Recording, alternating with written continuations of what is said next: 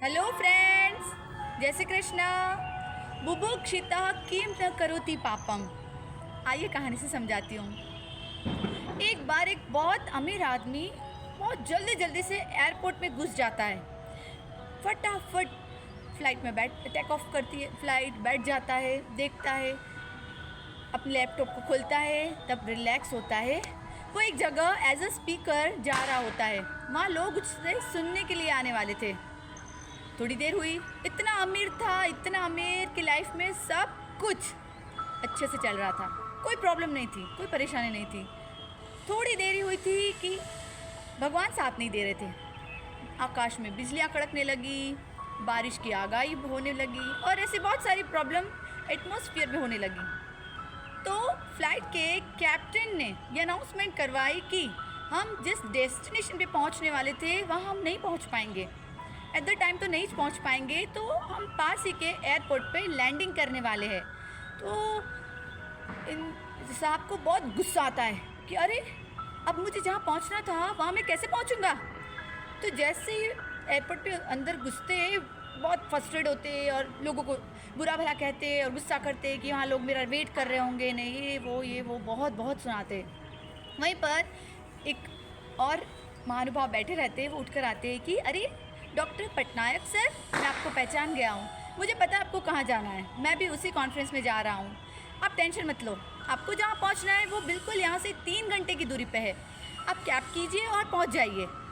तो सर ने thank you बोला और फटाक से एयरपोर्ट छोड़ दिया। बाहर जाकर एक सुंदर सी कैब कर ली।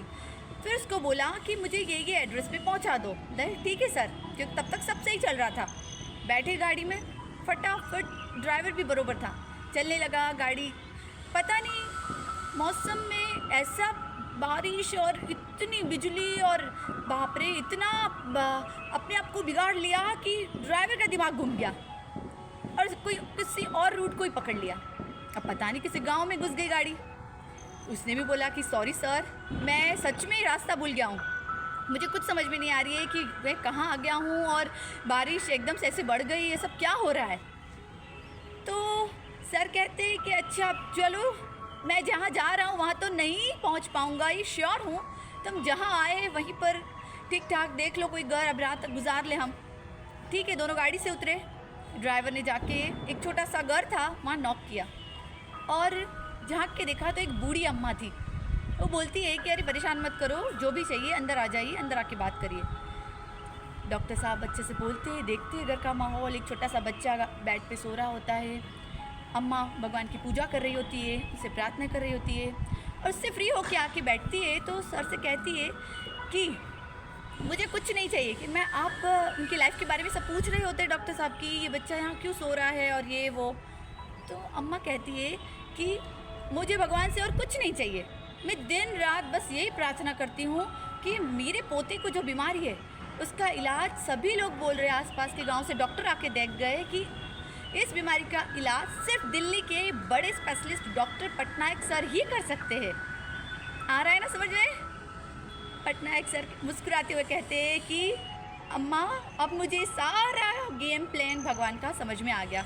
उन्होंने अचानक बारिश करवाई, मेरी फ़्लाइट कैंसिल हो गई, मैं पहुंच नहीं पाया, बारिश में भी हम यहाँ आ गए। उसका रीज़न क्या है? आपके भगवान ने आपकी सुन ली, मैं ही डॉक्टर पटनायक हूँ। ये कहानी क्या सिखाती है? आप अगर लाइफ में प्रार्थनाएं करना, अच्छे कर्म करना और पेशेंस को, स्पेशली पेशेंस को नहीं छोड़ोगे तो एक दिन आपको जहाँ पहुँचना है, आपको जो भी कुछ चाहिए वो मिल जाएगा। आपकी प्रार्थनाओं में एकदम निस्वार्थता और खूब सारा सत्य होना चाहिए आपके अंदर। किसी भी स्वार्थ को पनपने दोगी तो आपकी प्रार्थनाएं पूरी नहीं होगी। जब आप दूसरों के लिए कुछ चाहोगी तो भगवान भी आपको कहेगा तथास्तु।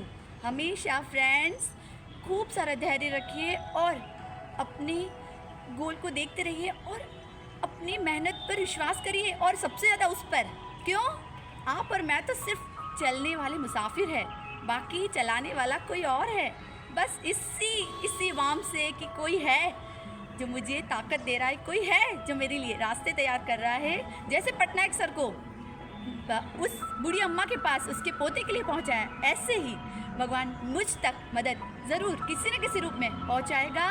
फ्रेंड्स ऑलवेज स्वस्थ रहे, मस्त रहे और मुस्कुराते रहिए। बुभुक्षिता किम न करोति पापम। राधे राधे।